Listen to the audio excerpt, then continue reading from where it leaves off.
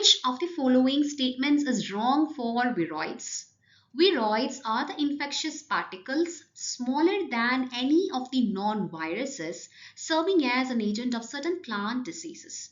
So they are RNA particles smaller than virus which contain a short strand of circular single-stranded RNA as their nucleic acid, and they do not contain any protein code as well. They infect only plant cells and they do not produce protein during replication. Now, coming to the options given here, option A, they lack a protein cord. This is true regarding viroids. Viroids do not have a protein cord, that is capsid. So option A is an incorrect answer. Option B, they are smaller than viruses. This is also true. So option B is an incorrect answer. Option C, they cause infections. This is also true. They are infectious particles which infect only plant cells, which means option C is also incorrect answer.